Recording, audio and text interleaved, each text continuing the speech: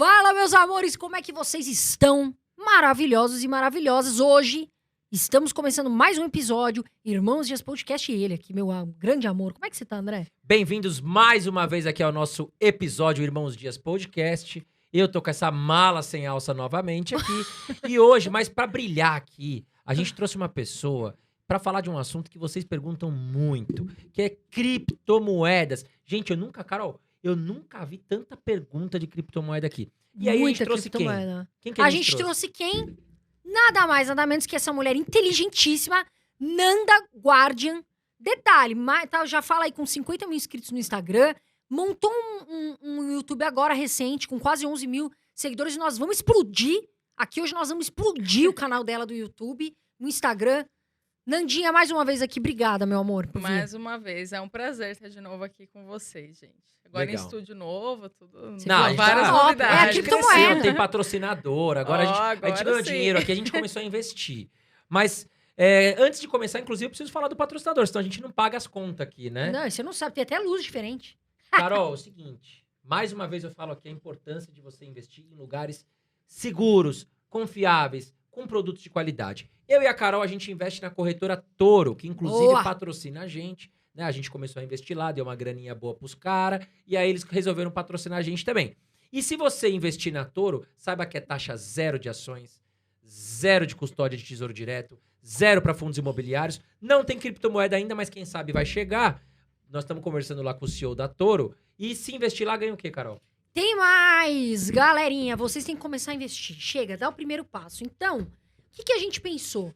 Abriu a conta na Toro. Carol, vou começar a investir. 5, 10 reais. Vai ganhar 2 planilhas. Na faixa organização financeira, pra você saber controlar seus gastos e ganhos. E rebalanceamento de carteira. Então, comece a investir, criatura. Vai lá na Toro, tá na descrição. Clica no link, tem um QR Code aqui rodando. E abre a sua conta. Agora sim, sem mais nem menos, sem enrolação. Primeira pergunta minha. Estamos no inverno cripto? Não estamos. Não estamos no inverno cripto. O que é inverno cripto? Então vamos lá. Conta pra gente, porque tem gente que não sabe. Todo mundo fala inverno cripto, o que é isso? Bom, o Bitcoin, ele é um ativo cíclico. Existem os ciclos do Bitcoin. Então, na história, se a gente avaliar a história, tiveram períodos de alta e períodos de baixa. Então, quando uma pessoa ela se expõe no mercado de cripto, não dá para esperar que esse movimento, essa valorização vai ser em linha reta. Não vai. Essa linha não é reta, né? Não tem como a gente esperar ganhos assim, principalmente no curto prazo, que é bem mais difícil. E o inverno cripto é caracterizado justamente pelo bear market, pela retração de preços. Quando a gente fala do porquê não estamos, existem muitos argumentos ainda a favor desse atual ciclo de alta. Na minha visão, particularmente, não acabou. Isso para o médio prazo. Para o curto prazo, ainda tudo pode acontecer, principalmente essa questão de mercados, de Fed, de inflação, isso tudo acaba afetando porque é um ativo financeiro. Mas no médio prazo, existem várias métricas ainda otimistas. Ô, Nanda, agora uma dúvida que eu tenho. Você acha que o Bitcoin está muito relacionado com a Bolsa Americana? Por que eu te pergunto isso? Nós estamos vendo uma correção recente nas últimas semanas, né? Inclusive, o Fed está aí falando que já está tirando estímulos, certo? Ou seja, injeção de grana que está entrando lá na economia americana. E, ao mesmo tempo, já estamos falando em aumentar a taxa de juros lá nos Estados Unidos. Ou seja, a Bolsa dos Estados Unidos deu uma corrigida. E, ao mesmo tempo, o Bitcoin fez o mesmo movimento. E isso vai continuar acontecendo, não é regra. O que você tem a dizer para nós? É muito interessante a gente tocar nesse assunto, porque justamente por mais que as propriedades do Bitcoin sejam independentes de qualquer outro ativo na economia, na prática tudo está no mesmo barco, tudo acaba sendo afetado. Então, numa situação de estresse no sistema econômico, no mercado como um todo, acaba afetando o Bitcoin, como foi em março de 2020, que tudo caiu. Ações, commodities, Bitcoin, crash, né? Então, assim, ele ainda tem uma correlação com esses mercados, isso no curto prazo. Mas no médio prazo, a tendência é que ele se recupere e que ele perca essa correlação, porque S&P 500 a gente fala de ações, mercado acionários, Bitcoin é cripto, então é outro mercado, ele segue aí de forma independente. Nandinha, Bitcoin é 200 mil reais agora. Hora de comprar? Sim, com certeza. Porque foi o que eu falei, a gente hoje vive uma situação macroeconômica muito sensível, está todo mundo com medo, e até existe uma frase: compre ao som de canhões, venda ao som de violinos. Então, esse é o momento, o melhor momento para compra é justamente quando todo mundo está com medo. E justamente isso explica o porquê que teve essa queda. Essa queda foi devido aos medos nos mercados como um todo, que gerou até queda no próprio S&P, e também a questão da alavancagem nas exchanges. Então, assim, o preço está sendo afetado por fatores externos. Os fatores internos de estrutura de rede continuam ainda muito otimistas, as métricas continuam otimistas. Mas essa questão agora da China, Uhum. esses chineses, da China e dos russos aí da Rússia, por exemplo, eles têm essa coisa de, parou aqui o Bitcoin, Aham. stop o Bitcoin. Você acha que eles são capazes de mandar no mundo em relação às criptomoedas? Então, aí, assim, no curto prazo, certamente uma notícia como essa impacta o mercado, como foi a China falando que iria banir o Bitcoin, banindo a mineração, isso impacta, o mercado até caiu em maio e junho do ano passado, muito por conta dessas notícias. Mas, assim, no médio e longo prazo, não tem como banir o Bitcoin, porque ele é imparável. Não tem, ninguém controla a rede. Mesmo que ele seja banido em um país, a operação vai continuar em outro país, porque ele não pertence àquela A mineração região. ficou cara, eles foram lá pro Cazaquistão, né? Exatamente. Estão pagando mais caro para minerar, mas foram pro Cazaquistão e Estados Unidos, né? Exatamente, é só uma questão de migrar a operação de mineração. Então, assim, não afeta a moeda, não tem como alguém banir o Bitcoin. Até tem um trecho do livro Padrão Bitcoin que ele fala isso, que a única forma de matar o Bitcoin é torná-lo inútil. Só que como que você torna algo inútil que já é adotado mundialmente? Não tem como, é quase que impossível.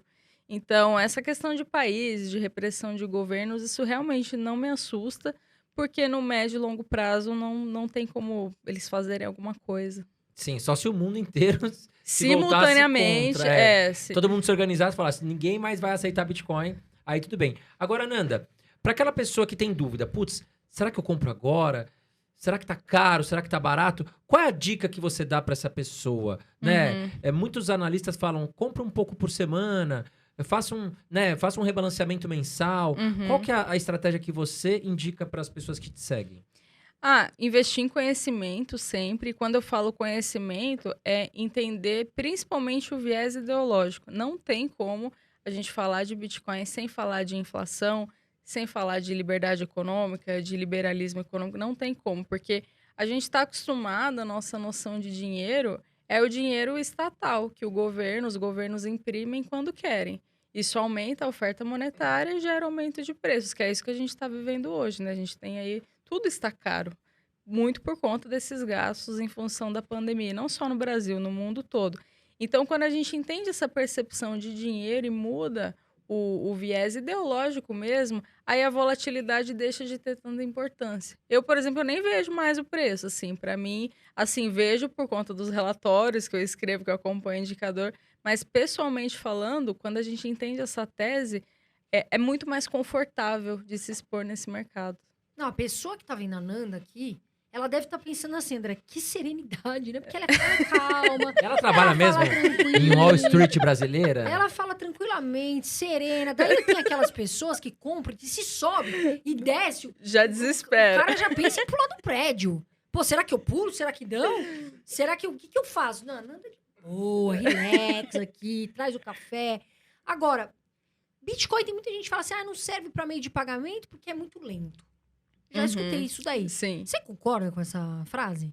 Então, sim, concordo quando utilizado na rede original dele. Porque o que acontece? Para validar uma transação, como não existe um intermediário, não existe um banco, uma corretora, nada que faz a intermediação desse pagamento, quem valida aquela transação são os próprios usuários da rede. E esse processo de validação demora em média 10 minutos. E outra coisa também, falando da escalabilidade, a rede do Bitcoin ela tem capacidade de processar 7 transações por segundo, então é muito pouco. Ou seja, se a gente utilizar a rede original, não tem como, vai congestionar uma hora. E imagina também na prática, às vezes você vai na padaria, alguma coisa, compra alguma coisa, esperar os 10 minutos, não tem sentido.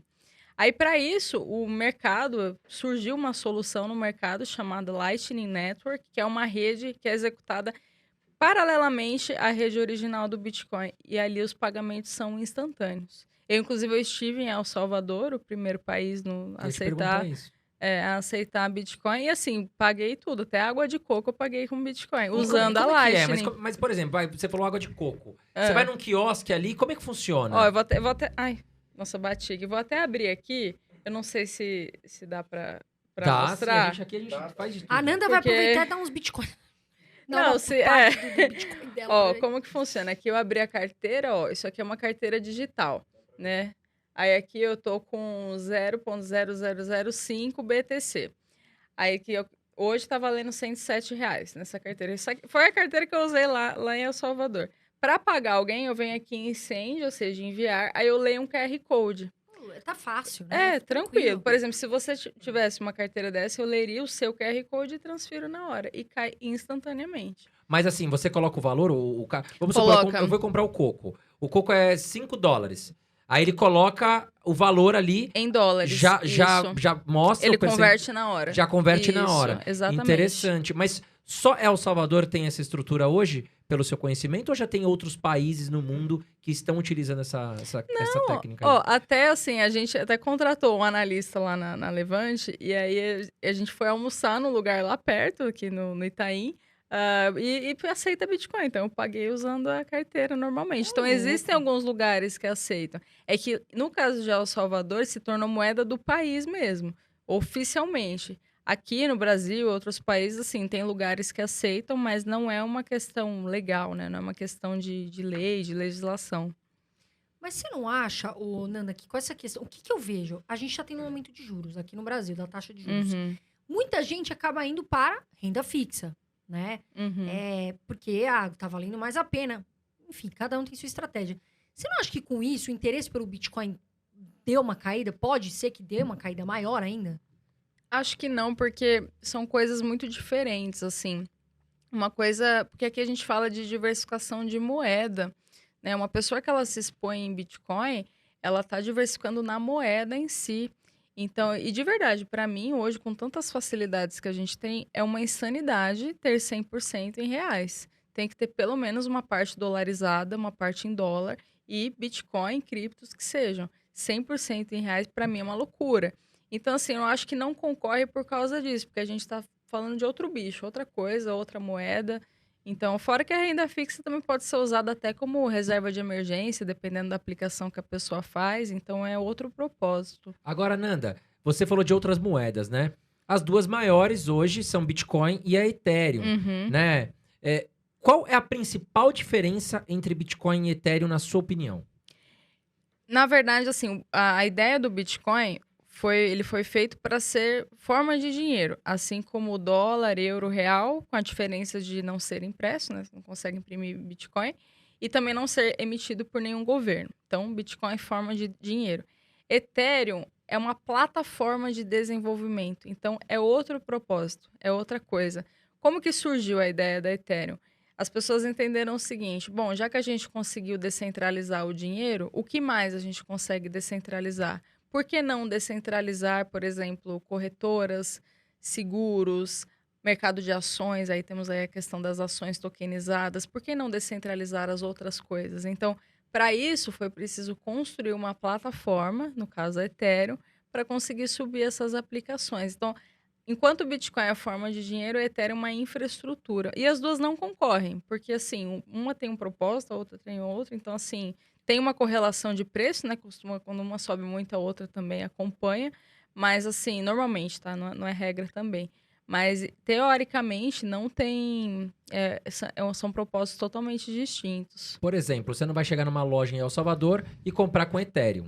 Você vai chegar Não, e comprar com Bitcoin. Exatamente. É uma moeda de troca, Bitcoin. Exato, Agora, dinheiro. Ethereum é um sistema operacional utilizado para N fins, né? Então, essa é a principal Isso. diferença. Ficou bem claro. Exatamente. Agora, a pessoa que vai começar, iniciante, você acha que hoje vale a pena comprar Bitcoin ou Ethereum?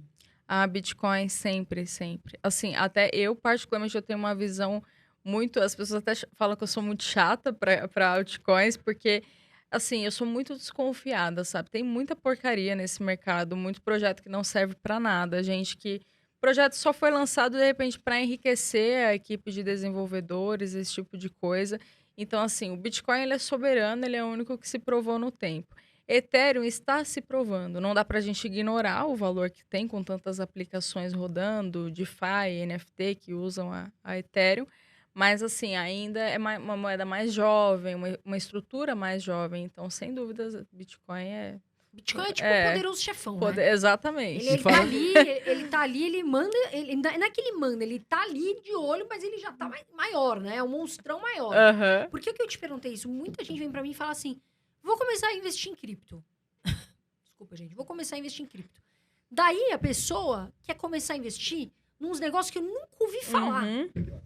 Mas por quê? Ah, porque o fulano falou. Cuidado, meu amor, cuidado. A gente tá com a Nanda aqui, que é fera ferida nesse assunto.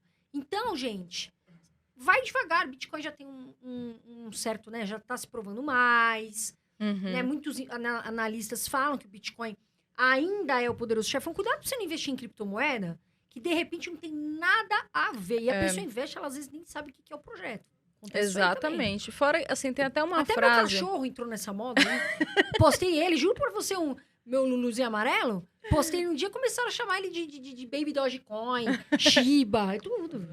Vou virar garoto propaganda. Não, sim, com certeza. Assim, acho que até tem uma frase, eu não lembro se é do Warren Buffett ou do Peter Lynch, que ele fala assim, só invista naquilo que você entende. Então, assim, às vezes a pessoa quer tirar uns investimentos do além, assim. Se a pessoa não entende, ela não vai se sentir confortável com aquilo. É mais fácil fazer o menos é mais. Faz ali o básico, Bitcoin, Arroz, feijão. dólar, deixa lá na corretora, que seja. Então, assim, o simples funciona. Eu sou muito dessa tese. Eu não curto muito essa coisa de inventar roda, de ter que descobrir uma coisa. Não consigo, eu não curto muito esse discurso.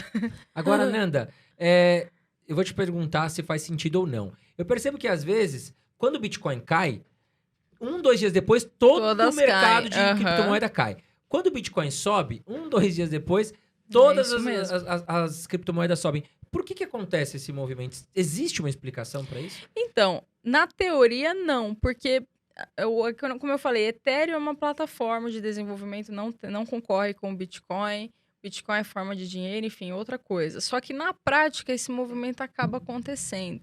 Eu imagino que é porque muita gente que tem Bitcoin também tem Ethereum. Então, a pessoa vai comprar Bitcoin, compra um pouquinho de Ethereum também. Vai vender, vende um pouquinho. Então, assim, por essa questão de mercado mesmo, acaba tendo correlação. Mas, assim, não tem um motivo específico para isso acontecer. Provavelmente porque ainda é um mercado muito novo, né?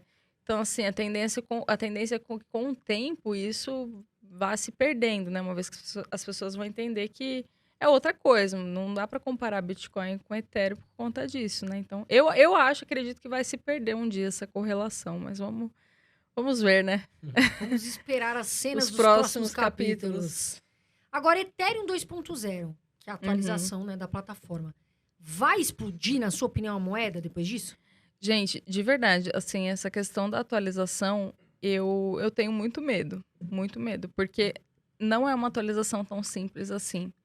Eu falo até pela minha experiência, porque eu trabalhava no banco, né? Eu era desenvolvedora, trabalhava com TI.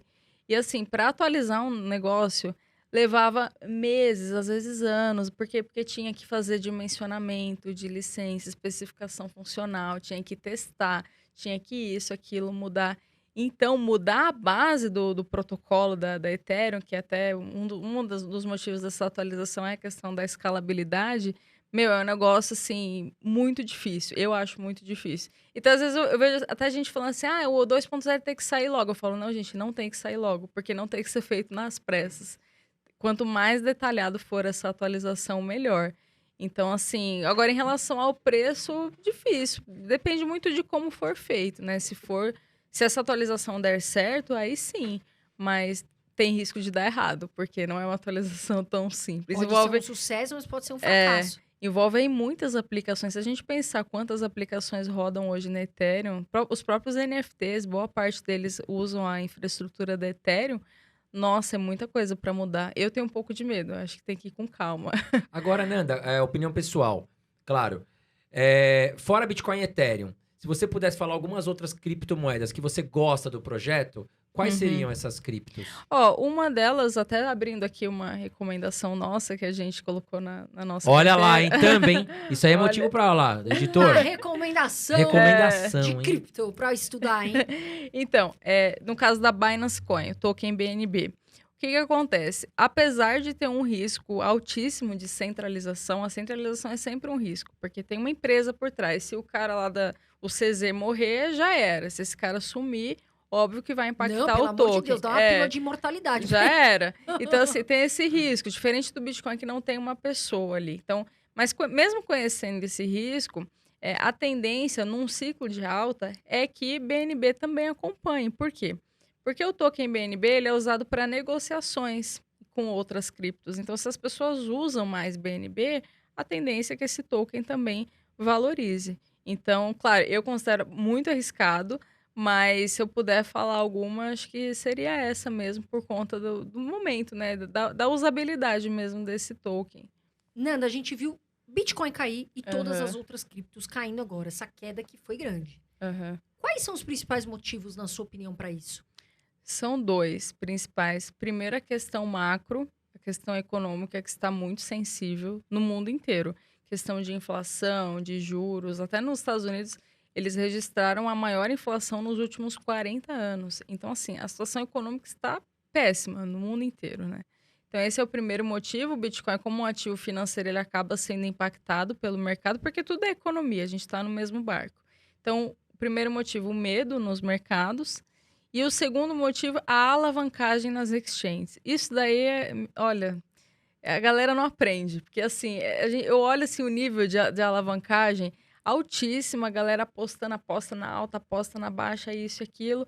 Aí acontece aquelas liquidações, porque essas pessoas, em algum determinado momento, às vezes tem que estopar a operação, tem que interromper aquela operação e gera aí essas liquidações. Então, acaba afetando o mercado no Teve curto rede que até prazo. congestionou, né? A Solana congestionou de tanta gente querendo fazer liquidação, né? Sim. Então eu considero, assim, bem esses dois principais motivos, a alavancagem e Você o não acha parte também, macro. Nanda, que assim, até falando na questão macro, a Bolsa Americana, ao contrário da Bolsa Brasileira, ela continuou subindo em 2021, né? E a Bolsa Brasileira veio ali recuando. E as criptomoedas também tiveram um ciclo de alta, né? Uhum. Você não acha que muita gente começou a guardar o dinheiro no bolso com medo da questão da inflação, aumento de juros nos Estados Unidos, começaram a efetuar o lucro, guardar no bolso? E isso aí fez com que... Porque a gente falando em ações nos Estados Unidos, a gente está vendo muitos investidores começar a efetuar lucro procurando outros países, como o Brasil, por exemplo, que eles acham que está com mais oportunidade. Nas criptomoedas, você acha que isso aí também pode ter impactado? De realização de lucro, sim, mas aí até trazendo um pouco aqui, tem alguns indicadores que a gente consegue ver no Bitcoin, que é entender se são investidores de curto ou longo prazo que estão vendendo. Então, assim, se for investidor de curto prazo vendendo, é a galera da emoção. A galera que cai um pouquinho já sai vendendo. Quando é investidor de longo prazo vendendo, aí é um fator de preocupação. Aí, olha lá, por que alguém que está ali há tanto tempo... Porque a gente consegue até mensurar a idade das moedas. É um negócio impressionante, assim. Eu sou totalmente fascinada por essa parte de dados mesmo do Bitcoin. Então, assim, essa queda, de fato, teve algumas pessoas vendendo, mas muito mais investidores de curto prazo. Os novatos, assim, que entraram mais cedo. Olha, eu vou contar uma história que aconteceu para que você que investe preste atenção. Um amigo meu me ligou um dia e falou assim: eu vou investir em Dogecoin. Não estou aqui polemizando Dogecoin. Tá, mas por quê? Porque todos os meus amigos compraram, teve uma época que teve uma alta, eu vou comprar também porque eu vou ganhar um dinheiro. Eu falei, cuidado, presta atenção, criatura, que às vezes pode dar errado. Foi lá, comprou. O que aconteceu no outro dia? Dogecoin caiu, os amigos dele ganharam dinheiro e ele foi na onda. Então, pessoal, cuidado, vai investir em cripto, estuda o projeto, pega analistas, veja o que eles estão falando, vai com calma, devagarinho ali, dando um passinho aqui, para você não ter um susto de repente. Agora, a gente está falando muito sobre investimentos alternativos. Qual a sua visão disso? Olha, quando a gente fala de investimentos alternativos, a gente fala de diversificação em moeda, como a gente falou, Bitcoin, dólar. E um desses investimentos dolarizados também, que está em alta, que teve um aumento muito expressivo em 2021, foi o urânio. O urânio está em ciclo de alta, a gente teve uma valorização muito grande. não só do urânio em si, da commodity em si, mas de ações ligadas a esse setor, de mineradoras, enfim. Então, entre os investimentos alternativos, eu gosto muito de urânio. Pra Agora mim explica um pouquinho pra nós. Fiquei curioso agora, Nanda. O que é urânio? Como é que é extraído urânio? Uhum. Pra que se usa urânio? Aham. Ah, eu adorei a pergunta, porque eu fiz engenharia química, né? Então, nossa, esses temas, assim, de energia nuclear... Pra mim, energia nuclear é o futuro. Porque, assim, o urânio, ele é um mineral, ele é obtido na natureza, só que a forma como ele é obtido, você não consegue fazer muita coisa com ele. Ele precisa ser processado até ser enviado para uma usina nuclear e esse minério ser extraído energia. Energia nuclear que é transformada em energia elétrica que é distribuída para as casas. Então, a utilidade dele é justamente isso. Por que que, para mim, é uma tese de investimento com muito potencial? Por conta que a energia nuclear ela é uma energia limpa. Por mais que as pessoas, às vezes, tenham uma visão de Chernobyl, de bomba e tal, de risco ao meio ambiente, se a gente parar para pensar e analisar, para utilizar o urânio como combustível, você não precisa fazer uma queima. Então, não gera gases do efeito estufa. Você simplesmente extrai aquela energia do minério, ali no caso do urânio enriquecido. Então, não é uma queima, não emite gases estufa.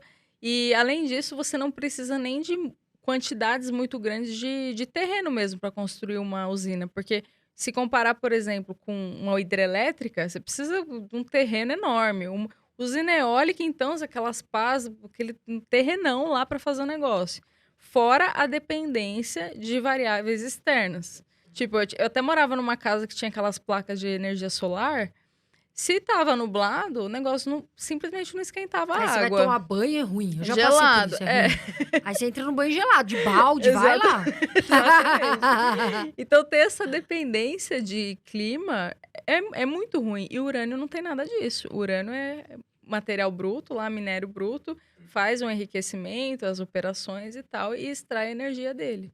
Então, eu vejo como uma das maiores teses, assim, para os próximos anos. Eu escutei bastante sobre urânio ano passado. Mas a pergunta que não quer calar, todo mundo pergunta. Como investir em urânio?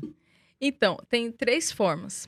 A primeira forma é através de ações de empresas de urânio. No Brasil, eu não conheço nenhuma que faz. Eu acredito, porque não é um mercado muito explorado aqui no Brasil. É mais explorado no Canadá e Austrália. Então, uma pessoa que tem, por exemplo, alguma conta numa dessas corretoras e tal, que consiga comprar essas ações, pode investir direto nelas, como, por exemplo, a Chemical, que é uma empresa canadense, a Kazatomprom, que é do Cazaquistão. Não que eu não estou indicando isso, tá? Não estou indicando comprar Cazaquistão agora, que a situação lá está bem complicada. Mas uma forma é se expor através de ações. A segunda forma é via ETF, que para mim é o jeito mais fácil. Você tem alguns ETFs, por exemplo, o ETF URA, o ETF URNM. O URA não é muito bom, o URA teve uma performance bem ruim, assim, mas em relação ao URNM. Porque aí são ETFs, dá até para comprar por uma corretora americana, tipo a própria Avenue. Você fica dolarizado, porque você está investindo em outra moeda, sobre outra jurisdição, e se expõe nesse mercado de urânio. Paga dividendo esse ETF? Que eu saiba, não. Eu até tenho que ver, porque eu comprei já faz um tempinho, acabou que eu nem olhei se paga. Boa pergunta, eu vou ver. Mas Agora aqui no Brasil não tem ainda nenhuma ETF, assim, nenhuma corretora que oferece um ETF. Não. Tem que ser dos Estados Unidos mesmo, tá? Eu não conheço aqui no Brasil. Não, mas, na minha visão, é questão de tempo até chegar. Porque é um mercado que, para mim, vai crescer muito. Porque, assim, a China está construindo muito reator nuclear. Então, assim, tem do lado da demanda... Tem uma demanda por urânio que vai ter que ser suprida de alguma forma. E quais países que tem a maior, não sei como é que fala. Produção. Produção. Quais são os países que mais têm essa produção de urânio? A Austrália é muito relevante em produção de urânio. Canadá, Cazaquistão, que eu lembro... São mais esses 3, assim, que eu lembro. Tem até uma empresa, que é a Kazatomprom, que é a maior do mundo. Fica no Cazaquistão. Eles produzem muito. Você investe em urânio? Sim. Você pode abrir pra gente? Eu sempre Sim. pergunto isso, porque não custa nada, né, André? Quanto que você tem do seu patrimônio investido em urânio? 10%. Parece muito, mas... E criptomoeda, então, deve ser uns 70. Você tem reserva de emergência, Nanda? Conta pra gente. A reserva tá lá no Bitcoin. Gente, mas assim, é que eu falo, no Brasil hoje eu tenho, assim, acho que 10% em Brasil, em BRL. Hoje o resto tudo em cripto e urânio. E dólar também, né? Deixa um caixa lá em dólar. Pra mim, caixa em dólar é um investimento que todo brasileiro deveria ter. Sim. Sério, porque... Coloca lá na corretora, Coloca se lá quiser. e deixa lá. Não precisa nem, de repente, comprar ações americanas. Deixa lá parado na corretora. Você vai ter dólar, vai ter moeda forte. Se a gente olhar o Entendeu? histórico, né, Nanda? Em 94, o dólar tava 1 para 1. Exato. E olha Gente, hoje, sim. O dólar foi para 2, 3. Recuou ali para 2 e pouco quando teve aquela crise em 2008 que os bancos quebraram nos É, do Estados Unidos. subprime, Mas foi isso. um acontecimento muito pontual. Depois a gente 3, 4 e sempre a gente achando que o dólar tava caro. É, Então assim, na minha opinião, eu acredito no dólar muito mais fácil chegar a 6 do que voltar a 4. Só que as pessoas têm dificuldade de entender isso. uhum. Então é o que a Nanda tá falando. Querendo ou não, a nossa moeda real é uma moeda fraca. Exatamente. E a gente tem que se expor. Criptomoedas, inclusive, Nanda, todas são lastreadas em dólar. Sim, é uma forma de exposição também. Eu já vi algumas pessoas falando isso, que se expor em Bitcoin é uma forma de dolarização, porque acaba que é a base, né? O indexador de todas as criptos. Então, eu até vejo sentido nisso Sabe o daí. que acontece? Muitas pessoas perguntam assim pra mim, Carol, qual é o momento de investir no exterior? O dólar tá caro, o dólar tá barato? Não tem hora, porque assim, é muito difícil você acertar o valor do dólar, o Uhum. preço. 5,60, daqui a pouco tá 5,40, daqui a pouco 5,50. Quando baixa pra 5,40, eu já fico feliz. Eu falo, opa, agora vai.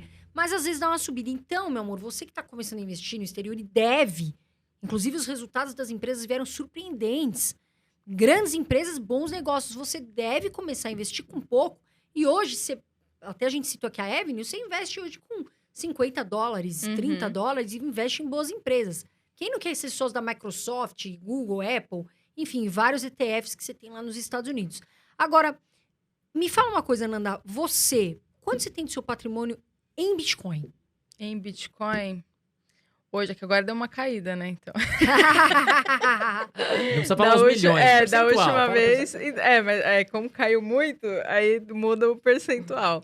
Da última vez estava aí algo entre 40% e 50%. Então, realmente, porque a Nanda acredita. Ninguém vai colocar 50% do patrimônio. Sim. Né? E a Nanda foi para El Salvador, foi ver como acontece o negócio no dia a dia, porque tem fundamento. Nanda, agora mudando um pouco de assunto. NFT. Você consegue explicar aqui pra gente o que são essa bendita 3 letrinhas NFT? Porque muita gente ainda tem dúvida. Todo mundo falando, o Neymar comprou um quadro de um macaco depressivo, não sei o quê. O que é essa bendita NFT? NFT é a tradução, né, para Non-Fungible Token. O que é isso? Um token não fungível. Na prática, isso significa que é um arquivo digital, pode ser uma música, um vídeo, normalmente é uma foto. Essas pessoas sobem esse arquivo em alguma plataforma, como, por exemplo, a OpenSea, utilizando infraestruturas descentralizadas, como a própria Ethereum. Alguns NFTs usam a Ethereum. E é uma espécie de leilão. Uma vez que você sobe aquele arquivo, aquela foto, aquele instrumento mesmo, aquele arquivo, né? Acho que essa é a melhor palavra. As pessoas vão dando tipo um leilão mesmo até comprar, até aquele arquivo ir para o seu dono. Aí as pessoas falam, mas não faz mais sentido simplesmente dar print naquilo. Mas quando uma pessoa compra um NFT, eu nunca comprei, tá? Eu também não sei, nunca vi isso acontecendo, mas quando a pessoa compra, ela adquire um código de autenticidade daquilo. Tipo, olha, eu tô comprando o original, não é a cópia, não é o print, é esse arquivo aqui original. E tá a maior febre isso mas daí. daqui a pouco começa a vender print. Daqui a pouquinho, O brasileiro vai dar um eles jeito vão de- inventar. Porque, o que eu acho? Você viu uma notícia, saiu uma notícia esses dias, eu tava lendo, que um rapaz lá, não sei da onde, ficou milionário vendendo as fotos dele. É o Beeple, não é? O Beeple? Então, é um rapaz... Acho Ela que da Ásia, né? Eu acho que eu vi Não é? essa Eu Alguma notícia. acho que é o coisa assim. Beeple, acho Mas que eu por que vi o isso pessoal daí. quis comprar tanto a foto dele? Então, aí isso é nossa, essa discussão assim, Quem é ela é ele, até afinal? então, ela é quase filosófica assim, porque quando a gente fala de valor de uma coisa, é muito subjetivo. Quando você compara, por exemplo, mercado de artes, tem gente que paga fortunas por um quadro que às vezes você olha e você fala: "Nossa, mas até eu fazer um quadro desse". moda, então, às vezes você vê um desfile e fala, nossa, como que alguém usa isso? E tem gente que usa, tem gente que compra. Então, assim, valor é algo muito subjetivo, que nem os NFTs. Às vezes a gente olha aquele monte de macaquinho e tá falando, nossa, que negócio tosco, como que a galera tá investindo nisso? Só que pra ele, pro mercado Mas é que eu tem não- valor. O que eu não entendi? Desculpa, gente. Agora eu já tô pensando em vender foto minha. Pra ver se eu ganho uma grana. Porque assim, eu vi esse rapaz, e eu não tenho nada contra ele, eu nem sei o nome dele. Mas ele não é um rapaz, tipo assim, ele é um rapaz normal, né? Normal, é. Ele não é um rapaz diferente, alguma coisa assim, bonito. Sei lá, porque tem gente que compra, do jogador que gosta, do cantor e tal. Eu queria entender por que, alguém me explica nesse podcast, por que esse menininho... Você viu a foto? Será que é especulação isso? Você acha que é especulação? Com certeza, porque as pessoas vão tipo um leilão daquilo, né? Então, assim, até pensando pro médio e longo prazo, é muito difícil saber se vai ser algo sustentável. Eu particularmente não coloco meu dinheiro nisso. Respeito, acho que é um movimento inevitável, muita gente comprando, muita gente vendo valor nisso, beleza, pode ser que realmente fique. Mas ainda é algo muito novo, ainda, assim, eu não me sinto Tem segura. muita água pra rolar. É, E não os me... game coins, Nanda, o que você acha? Por exemplo, The Sandbox, que é um jogo aí conhecido, tem mais de 80 mil usuários. E tem a moeda Sand agora que tá super sendo falada. Você acha que essas game coins vão pra frente? Qual a sua opinião? Eu, particularmente, não acompanho, assim, porque pra mim esse negócio de game é um mundo à parte, né? A galera que joga, que... Então eu posso até estar falando besteira em relação a isso, ou desatualizada, mas o que eu vejo em relação a cripto e indústria de games é a utilidade em relação à própria autenticidade mesmo. Então eu imagino, né? Eu já vi algumas coisas, já li algumas coisas assim.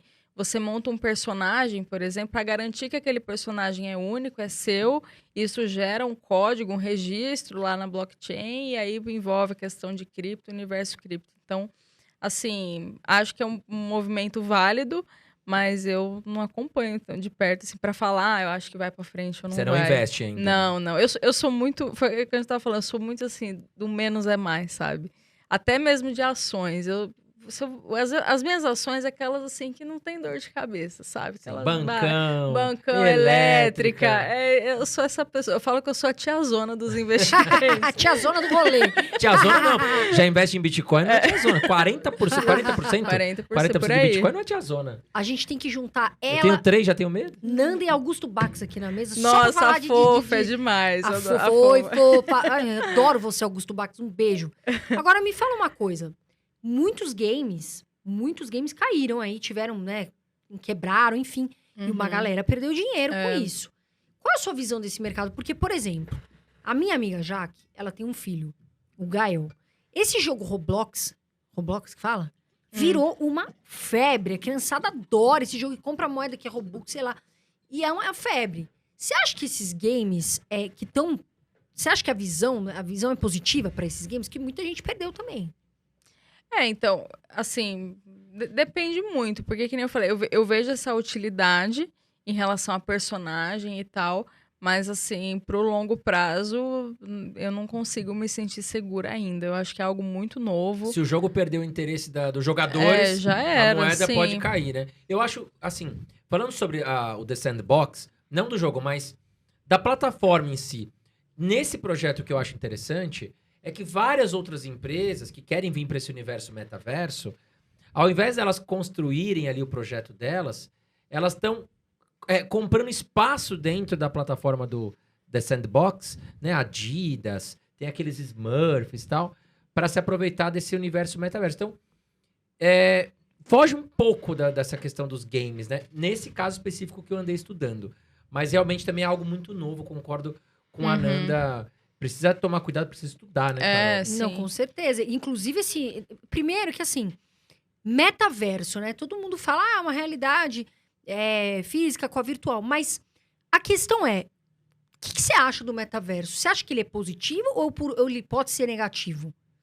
Eu acho que é muito cedo pra gente ter alguma opinião, assim, do que veio pra ficar, desse negócio de realidade paralela. Eu até confesso que eu preciso me aprofundar um pouco mais nessa questão de metaverso, porque pra mim é algo muito novo.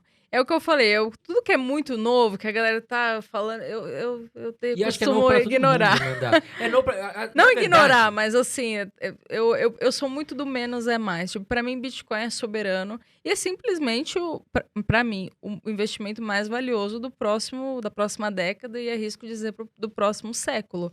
Não tem como parar, não tem como destruir, não tem como. Agora, tudo isso que vai surgindo em paralelo pode ser que dê muito certo. Espero que dê muito certo, porque é uma indústria em desenvolvimento. Eu até estava vendo um relatório da Electric Capital que mostra que tem mais de 34 mil novos desenvolvedores na indústria cripto. Então, assim, quanto de gente trabalhando?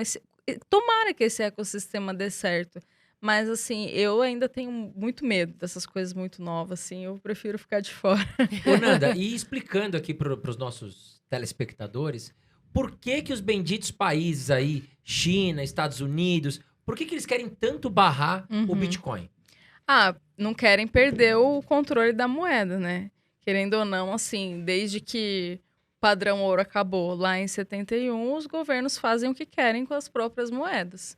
Prova disso é o que acontece no Brasil, essa inflação absurda. E aqui não estou falando de um governo específico, não, né? Até poderia entrar numa questão aí, meter o pau nos comunistas, mas não vou, não vou fazer Não isso. polemiza, porque socialismo e comunismo ixi, dá um rolo. Então, confuso. até poderia falar das medidas, da intervenção do governo e tal. Mas, assim, é Estado, gente, é o que eu falo. Tem até uma frase que diz assim: não é esquerda contra a direita, é o Estado contra você. O poder monetário estando na mão de um Estado, de um governo, de um político, implica fragilidade. Então, o governo pode fazer o que quiser com a moeda, pode imprimir sempre que quiser. Então, China, Rússia, esses países que estão falando em banir, eles não querem perder esse controle para o Bitcoin. Mas é inevitável, porque eles podem fazer o que quiserem, não vai parar, o negócio não tem como matar. Até tentaram fazer isso na Nigéria. Nossa, a Nigéria foi um caso muito curioso, porque eles tentaram barrar. Aí o que aconteceu? As pessoas começaram a transacionar Bitcoin entre as próprias pessoas. Então as exchanges pararam de funcionar, o que para mim já é um absurdo o governo fazer isso, porque quantos empregos foram perdidos numa medida Exato. como essa, né? Muita gente trabalhando. Mas as pessoas começaram a transacionar entre elas. Aí o que aconteceu com o Bitcoin? O preço disparou, foi lá em cima. Ou seja, uma proibição que gerou uma valorização ainda Você maior. mesmo jogou contra o seu... Exatamente. Agora, Nanda, como é que você vê o cenário para o Bitcoin em 2022? Muito otimista.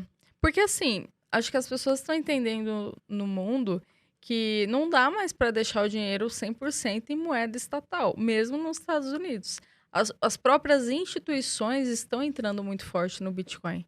Então, a gente tem, por exemplo, vários fundos, ETFs na Bolsa. Isso não só... Grandes empresas. Né? Grandes empresas gestoras, não só Bolsa Brasil, no mundo todo, Canadá, Estados Unidos. Então, esse movimento de institucionais, na minha visão, vai continuar cada vez maior. Mais institucionais entrando, mais gente nesse mercado.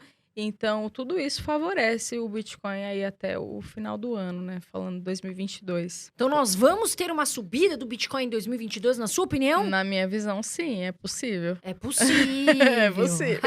Agora, Nanda, questão de ETF que você citou. Quais são as vantagens e desvantagens de você investir em um ETF de Bitcoin, cripto, enfim? Muito bom esse ponto. Assim, vantagens que eu vejo é em relação a pessoa não precisar se preocupar com as chaves. Então, a pessoa, por exemplo, compra um ETF, beleza, ela está exposta indiretamente àquele ativo, e ela não precisa se preocupar em guardar a chave e fazer todo aquele processo todo, comprar uma carteira, é muito mais fácil, tem essa facilidade. Além disso, tem uma gestora também, uma intermediária, então qualquer dúvida, qualquer problema, a pessoa tem a quem recorrer, vamos dizer assim. Então, para quem está começando, assim, acho super válido.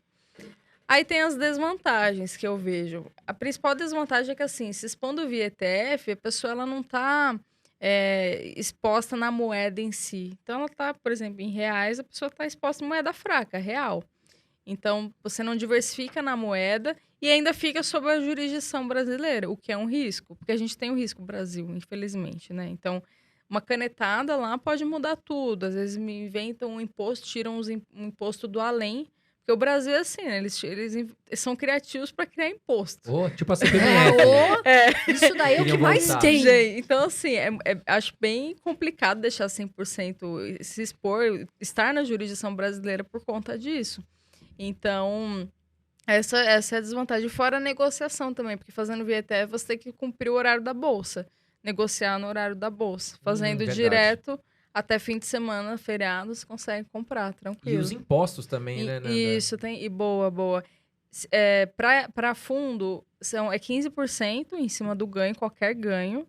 E se você faz direto, é acima de 35% em relação ao ganho mensal, se eu não me engano. Então, tem uma vantagem tributária aí de fazer Sim. Direto, por exemplo, você comprou o Bitcoin direto. uma Se exchange. você vender até 35 mil, você não paga imposto de renda. Lá no Isso. ETF, se você vender, Com lucro, você... Qualquer lucro, 15%. vendeu R$1.000, teve lucro, tem que pagar 15%. Isso. Essa questão tributária é um problema. É um ponto. Não, aí tem que olhar, mas tem que olhar com Mas calma. para iniciante, talvez valha a pena Vale. para começar a se sentir mais seguro. Tem alguém operando por mim. É. Não vou ter preocupação com senha. Até queria te perguntar isso também, Nanda. Muitas pessoas chegam para mim e falam, André, questão de wallet. Porque todo mundo fala que o mais seguro é guardar em wallet. Quanto dinheiro a pessoa precisa ter em criptomoeda para abrir ali a questão da wallet? Ou seja, só explicando, deixando mais claro a minha pergunta. Quando a gente abre conta numa exchange, quando a gente investe o dinheiro numa exchange, a gente não é que nem aqui no Brasil, que se, por exemplo, quebrar uma corretora. Por exemplo, a Toro quebrou. Não vai acontecer, hein, gente, que é a melhor corretora do Brasil hoje. Mas se a Toro quebrar, as ações elas não estão presas na Toro. Elas estão vinculadas à B3. Então, eu só vou fazer a minha portabilidade para uma outra corretora. Agora, no caso de criptomoeda, se a exchange quebrar, você perde todas as suas criptomoedas, né?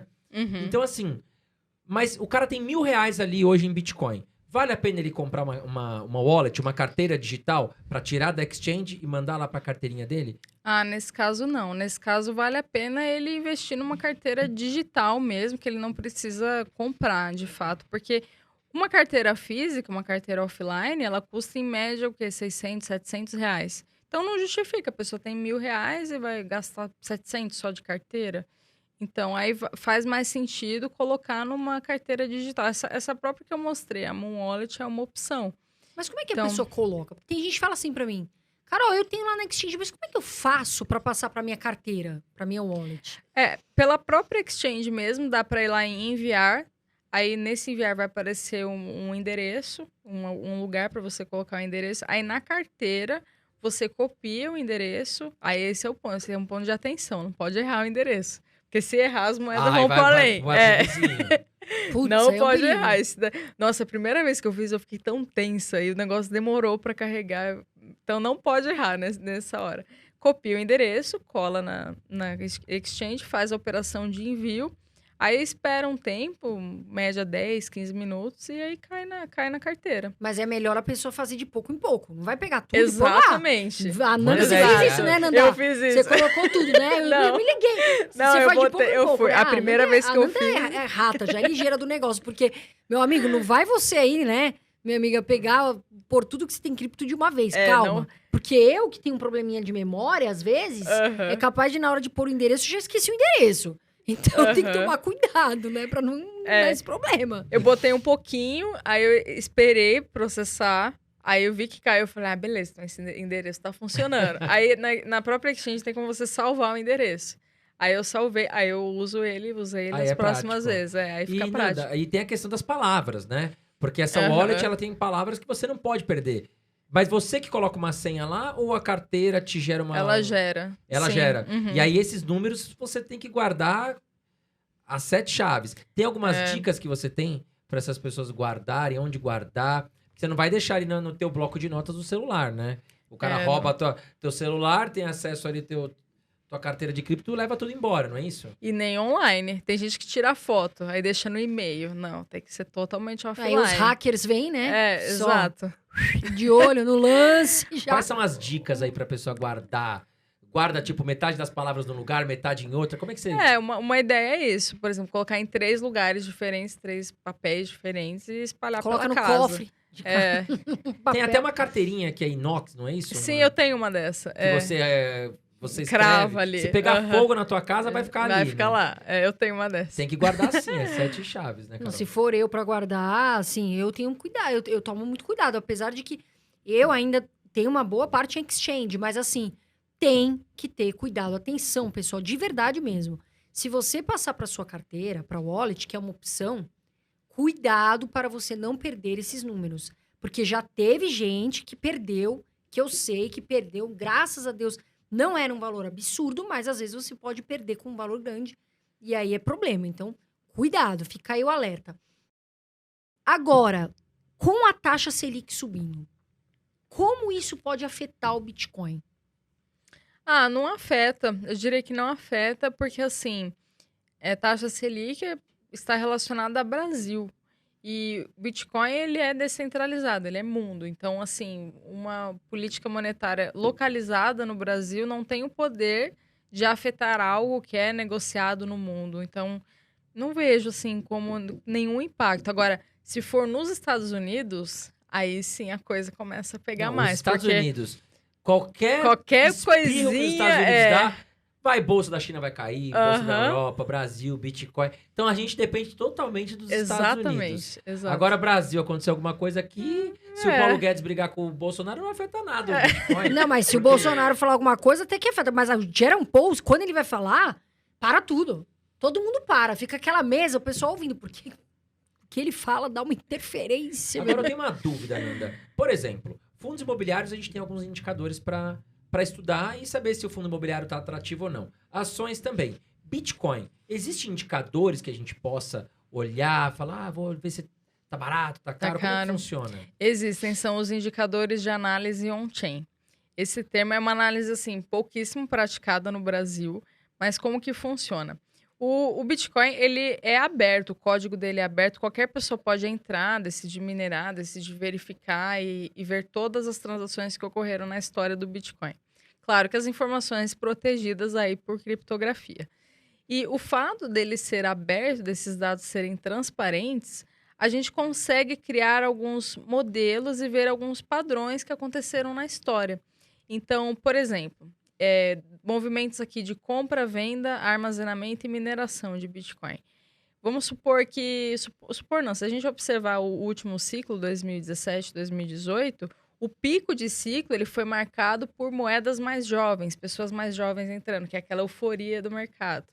Então, a gente consegue fazer esse tipo de análise. Fala, olha, hoje o mercado está com maior porcentagem de moedas jovens ou moedas mais antigas, ou as pessoas estão vendendo mais, as pessoas estão comprando. Então, esses dados são transparentes para a gente. E, assim, esse tipo de análise só acontece no mercado cripto.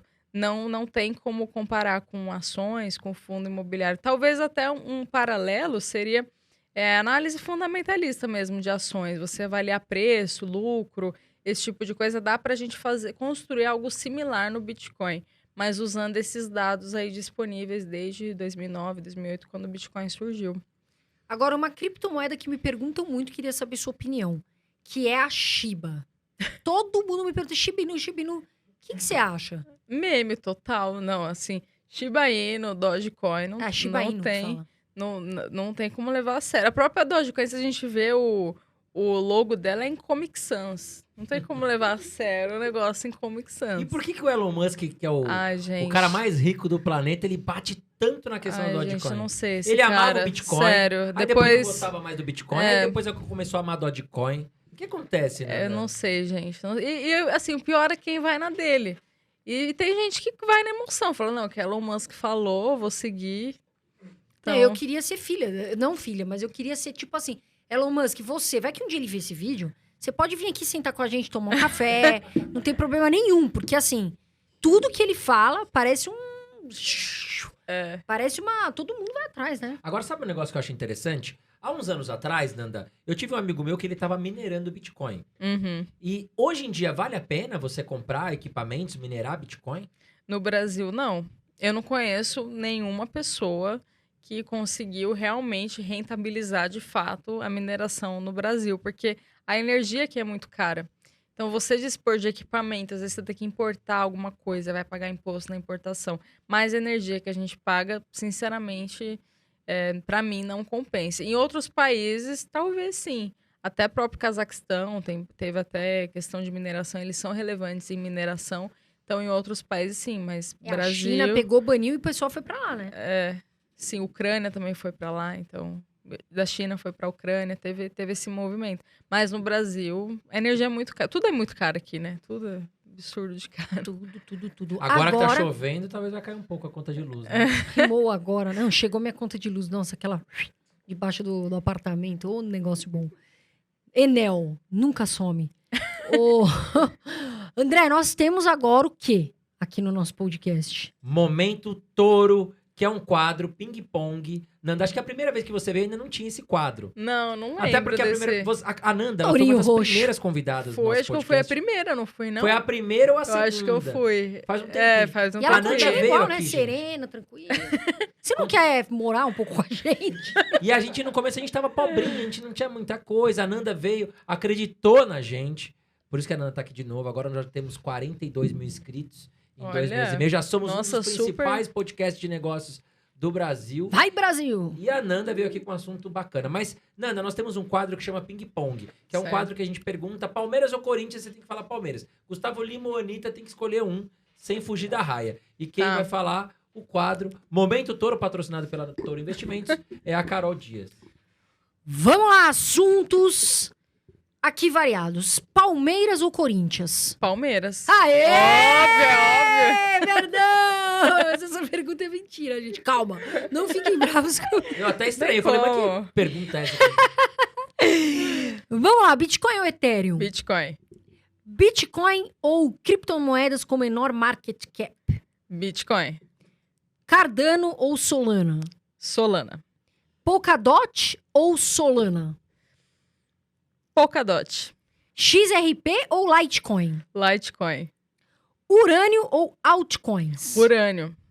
Comprar dólar ou USDT? Dólar. Carteira mais concentrada em Bitcoin ou ações no exterior? Carteira mais concentrada em Bitcoin. A Nanda, ela não foge. A gente vai buscar o peixe, a gente busca tudo pra vocês, meu amor. Nanda, queria te agradecer. Você é uma mulher incrível. Você vê que, ó, a Nanda, deixa eu falar, ela é inteligente, ela é bonita, ela é uma mulher gostosa. Falar assim, porque tem que falar, elogiar as mulheres. E, além disso, ela é serena. Eu queria que a Nanda ficasse na minha casa pra trazer essa tranquilidade dela. Mas pra investir em criptomoedas assim, 40%, se não for sereno, caiu 50% no dia o Bitcoin. Se o cara for ligado no 220, ele meu, sei lá, ele sobe a parede, pula vizinho. Nandinha, queria te agradecer. Você é um amor. Eu torço muito por você. Você é muito inteligente. Eu admiro mulheres assim, sabe? Que estudam, que se dedicam. E você sabe, você fala com um tom tão mais fácil, simples para as pessoas entenderem, descomplicado. E eu queria te agradecer por você topar vir de novo aqui no nosso podcast. Ai, Carol. E Nossa, já quase deixa que eu seus chorei contatos. aqui. Obrigada, meu. É verdade, Fico tá com lágrima no olho. É, pior que tô. E Nanda, Ai, aproveita, gente, eu choro fácil. e aproveita e deixa os seus contatos aqui pra gente. Como é que a gente acha a Nanda? Bom, Nanda Guardia em qualquer rede social, YouTube, Instagram, Twitter. E agradecer também aqui a conversa, Carol. Muito, muito bonito que você falou. Até me tocou aqui. Obrigada pela oportunidade. É isso aí, galera. Telespectadores de plantão, se vocês querem entender um pouco mais sobre cripto, eu não sou especialista nem a Carol. Segue a Nanda Guardiã, que você vai entender tudo sobre Bitcoin, sobre Ethereum, principalmente Bitcoin, que ela é super especialista, tá certo? Gente, quero agradecer vocês mais uma vez estando com a gente aqui. Dá o likezinho Comentem pra aqui gente. embaixo quais são os temas que vocês querem ver, quem você quer ver aqui no nosso podcast. Comenta o nome aqui embaixo pra gente ter uma ideia de quem a gente pode convidar também, tá certo? Carol? Dá o seu like no vídeo, né, Andrezito? Não custa nada, é de graça, ajuda a gente. E se inscreve aqui no nosso podcast. Porque isso aqui é pra você, meu amor. Pra você investir, pra você realizações, pra você ficar milionário, milionária. Enfim, é isso. A gente acredita em você. Voa Brasil, eu sempre falo isso. Um beijo de luz. A gente se vê no próximo podcast, né, André Dias? Bora lá, e você que torcia contra o nosso podcast, engole aí, porque, ó, já somos um dos principais podcasts aí do Brasil. Um grande abraço pra você.